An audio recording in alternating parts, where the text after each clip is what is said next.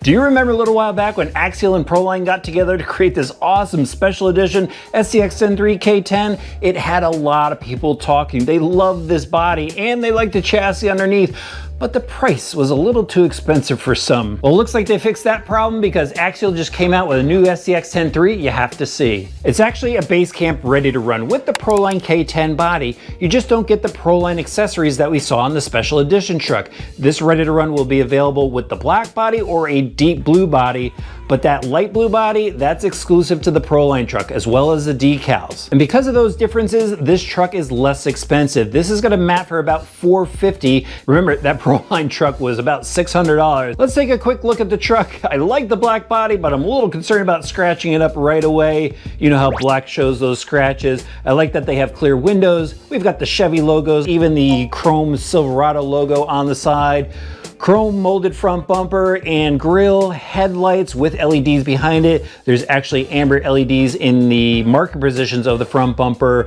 Chrome mirrors, rear taillights, and a chrome rear bumper. These are stronger than the original bumper. It's actually a two-piece setup, and they're not gonna warp like some people were experiencing with the special edition truck. The new body's thicker too, so it'll be more durable. You also notice right away on the outside, this has different wheels and tires. It's got an Axial chrome wheel with Falcon Wild Peak tires, and these are soft compound glue-on tires. Let's pull the body off and take a look at this SCX10III chassis. A lot of people like using this chassis setup for building their own projects, and recently Axial came out with a builder's version of the kit. In case you're interested, we have a review on the channel. I'll give you guys a quick run through again. We've got metal C-channel frame rails, 2 battery mounting locations, a shorty pack could go on the side plate or a standard pack could go in the rear. The driveline's pretty stout. It has the LCXU transmission in the center, all metal internal gears, and wild bore slider drive shafts that go down to the portal axles.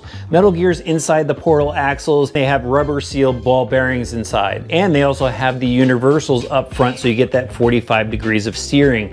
Now, one thing I did ask Axial is why did they put portal axles on a K10? I thought people would ask that question, and I found an answer for you guys. This is a base camp setup, and one way for Axial to get the price down was to use the base camp as is off the assembly line and just change the minor parts like wheels, tires, bumpers, body mounts, and the body itself. But the rest of it is the base camp, so that helps reduce the cost. That's why they did that, and it's understandable. And when it comes down to it, a lot of people like the clearance of a portal axle when they're out trailing. The suspension doesn't get the Proline shocks that we saw in the special truck. It does have the aluminum body shock, which is threaded, so you can just preload, and they're oil filled. This truck also has the metal suspension links, 3-link up front with a panhard and 4-link in the rear. Metal steering tie rods, metal servo horn, and even a metal panhard mount. Now let's talk about the electronics. It has the S614 metal geared servo, the Spectrum brush motor speed controller that is waterproof and can handle 2 to 3S LiPo batteries. It's fitted with an IC plug, just so you're aware, and there's a 35-turn motor pushing the drivetrain. The receiver box is sealed and has the Spectrum 315 receiver inside. Axial actually sent me this kit before they even had a box for it, so I can't show you the box art, but inside the box you're going to find the SLT3 radio system, your instruction manual, some extra body posts, a box wrench, and some pistons in case you want to swap out the pistons inside the shocks. This is a good deal for a licensed K10 truck with a capable chassis underneath. Let's go out for a quick drive and see how good it looks on the trail.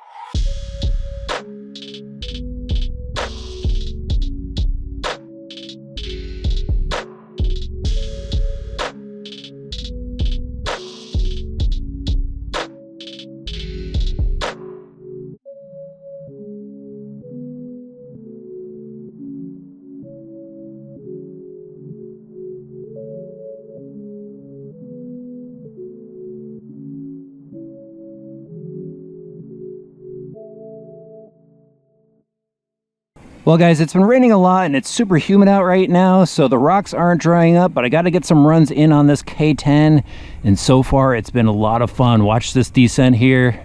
The thing I really have to watch is the bumpers. Sometimes they catch because there's some overhang there, but we definitely have plenty of clearance with the axles. Oh, just missed the bumper on that rock.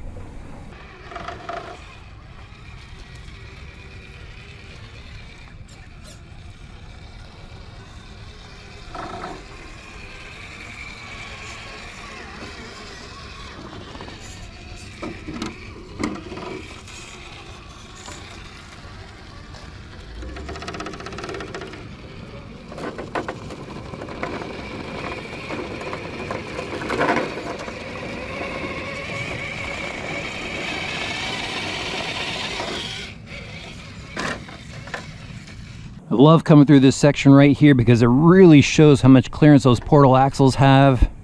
Look at that, right over those rocks. The tires are hitting the body a bit, so you get some clicking. But I like how that tire compressed right over that rock. Plenty of traction. Lots of suspension travel too. Look at that, twisting up, nice.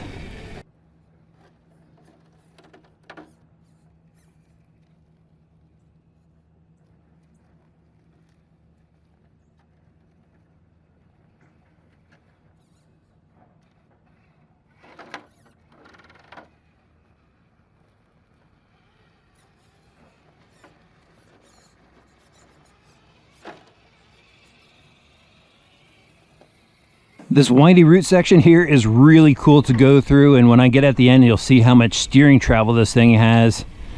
Come right around here. I will have to do a reverse. Bring it back up, hook that rear tire a little on that route, and it goes right up. I notice it steers a little bit more to the right than the left.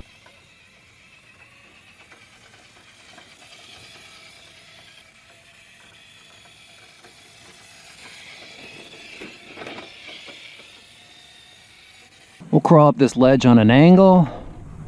Hear the tire catching the body a little bit. Axle cleared that rock. Suspension twist. Man, that truck looks good. Love the LED lights on the front.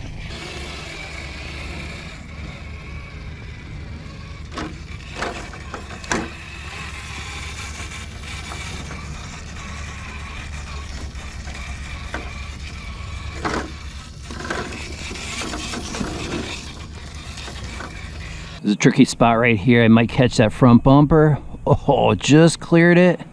Get the axle over that peak. There we go. I'm gonna ride that ledge there with the tire.